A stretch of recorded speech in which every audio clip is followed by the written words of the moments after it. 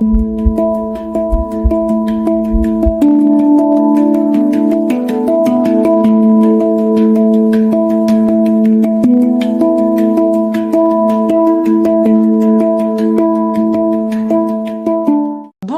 et bienvenue dans cette nouvelle vidéo. Je suis très heureuse de te retrouver pour parler ensemble d'orientation professionnelle et de ta place professionnelle. Si c'est la première fois que tu me rencontres, je suis Camille Guterman, coach et thérapeute et je t'aide à trouver ta place, notamment sur le plan professionnel. Si tu souhaites aller plus loin, tu trouveras toutes les informations dans la description de cette vidéo et dans la description de ma chaîne.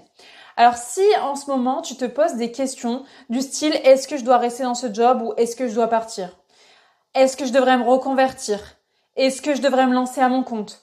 Et tu as toujours ces questions qui reviennent sans cesse et il y a des moments où tu oublies, il y a des moments où ça y est, tu es dans ta vie et bam, ça revient. Est-ce que je devrais faire ci? Et en fait, ça te saoule parce que ça te prend la tête à juste titre. Ça prend la tête, ça vient te faire douter et en fait, tu te sens pas vraiment serein ou sereine. Tu es tout le temps en train de te dire, mais est-ce que c'est bien ce que je fais? Ah non. Donc, ok, déjà, premier truc, c'est juste que tu saches que franchement, t'es pas seul, qu'il y a plein de personnes qui sont comme toi et que c'est complètement ok de se poser des questions et c'est complètement ok d'avoir des périodes d'ambivalence. Ce qui n'est pas ok, c'est de rester bloqué dans une période d'ambivalence sans savoir comment en sortir et comment juste retrouver la paix et se sentir bien dans ce que tu fais, dans ton job, etc. Donc, c'est pour ça que je te fais cette vidéo. Donc, reste bien jusqu'au bout parce qu'à la fin, je vais te poser une question vraiment super puissante et qui va t'aider à débloquer encore plus en profondeur ces questions que tu te poses. Donc, reste bien et avant ça, j'ai aussi plein de pépites à te délivrer. Donc, la première question que je voudrais te poser, c'est si tu vois, tu te poses ces questions, est-ce que je me reconvertis, est-ce que je me lance à mon compte, est-ce que je devrais tout plaquer et faire un projet à côté, rien à voir, etc. Toutes les questions que tu te poses, déjà te dire qu'elles sont légitimes. Ça, c'est un truc. Mais la première question, c'est quoi qui te revient à chaque fois en tête? C'est-à-dire que souvent, tu as une ambivalence, genre non, mais c'est bon, arrête, là on est bien, là on est en sécurité dans notre travail, on a des factures à payer, reste là. Et tu as une autre partie de toi qui dit non, mais attends, j'ai l'impression de passer à côté de ma vie, je comprends pas, il y a quand même quelque chose de mieux qui existe, enfin, pourquoi tu y crois pas, pourquoi tu passes pas à l'action? En gros, c'est quoi qu'elle te dit l'autre partie de toi? Pas celle qui veut rester dans la situation, mais l'autre partie de toi. Et souvent, l'autre partie de toi, elle te dit un truc plus précis que ce que je viens de te dire.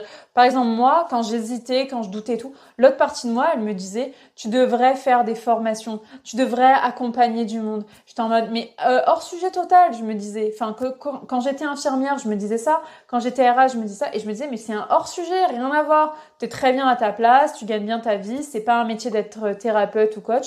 Donc, reste bien à ta place et fais pas de bruit.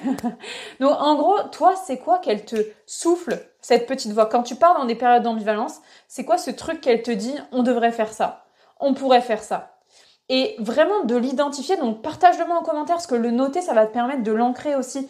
De dire, ah ouais, c'est ça, de le mettre en mots, ça permet aussi de l'intégrer. Donc, partage-le-moi et dis-moi aussi, est-ce que ça fait longtemps que tu as cette question qui revient? Est-ce que c'est quelque chose qui dure depuis 3 mois, 6 mois, 1 an, 2 ans, 5 ans, 10 ans? Ça fait combien de temps que tu as ce truc qui t'appelle ailleurs, que tu n'écoutes pas vraiment parce que tu sais pas si c'est une bonne idée ou pas de l'écouter? Et justement, c'est pour ça que tu regardes cette vidéo. Ça fait combien de temps?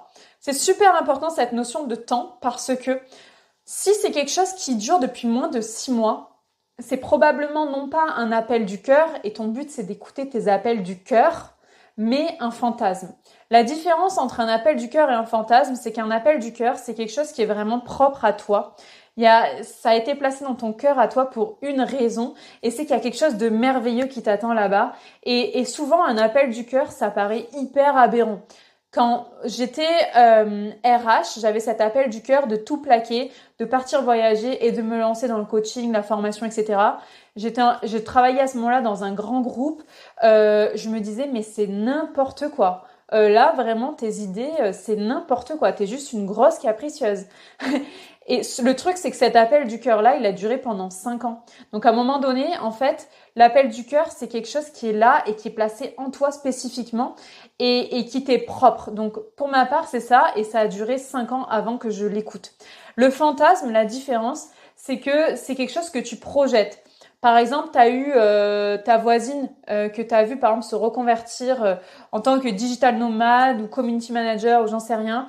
Et par rapport à ton job, tu t'es dit mais elle a trop de chance, elle est tout le temps en télétravail, elle peut faire ce qu'elle veut. Du coup, tu l'as trop enviée et du coup, tu as eu envie de faire pareil qu'elle. Et tu vas pouvoir même aller suivre ce fantasme et faire comme elle. Mais le truc, c'est que si c'est un fantasme, en fait, quand tu vas le faire, tu vas être profondément malheureux ou malheureuse, tu vas être déçu, ça va être nul en fait. Parce que tu as fantasmé que ce qu'elle fait, ça sera génial pour toi, ça va t'apporter énormément. Alors qu'en fait, c'est pas le cas. Tu as juste projeté ce que ça lui apporte à elle, ou à lui, enfin peu importe, mais c'est différent pour toi. Donc tu peux faire des projections, des fantasmes par rapport à des personnes que tu suis sur les réseaux sociaux, par rapport à des personnes que tu suis de loin ou même de près, mais en tout cas des choses qui ne sont pas adaptées à toi. Donc l'idée c'est de revenir dans cette notion de temps parce que le temps va te permettre de faire le tri entre ce qui est un fantasme et ce qui est un appel du cœur. Et l'idée c'est vraiment que tu écoutes tes appels du cœur, genre vraiment ce qui bat pour toi. Un appel du cœur, ça va changer ta vie, vraiment. Et c'est ce que je te souhaite, de l'écouter. Et si voilà, ça fait plus de 6 mois, sache que sans doute ça ne va jamais te lâcher. Tu vas juste arriver à compenser, tu vas juste arriver à te trouver des excuses et à trouver des arrangements intérieurs et à dire mais non, mais je suis bien là, je suis dans ma sécurité, c'est cool, puis j'ai réussi. Puis tu vas essayer de te focaliser, de t'auto-persuader que c'est mieux ta situation actuelle. Mais au fond, en secret, tu auras toujours un petit regret. Et c'est ça qui est vraiment triste, c'est qu'un appel du cœur, tu auras toujours un regret si tu ne l'écoutes pas. Et si tu l'écoutes, mais ça va transformer ta vie. En fait, ta réalité, elle va être encore mieux que ce que tu es capable de l'imaginer maintenant de là où tu en es. Donc, c'est super important de savoir l'entendre, de savoir l'écouter. Donc, dans ces périodes-là où tu doutes, est-ce que c'est un truc qui est récurrent, qui vient et qui te dit fais ça, fais ça, fais ça. Mais est-ce que ça fait longtemps que ça vient te le dire? Ça, c'est super important. Vraiment, ce que je te propose aussi, c'est une question qui va t'aider encore plus dans cette idée-là. Donc déjà, quand tu as identifié ces pensées qui reviennent, si ce sont des pensées qui durent depuis plus de 6 mois, eh bien, je vais te proposer une question. Laisse venir la réponse qui te vient, sans rien faire. Juste, tu la laisses venir.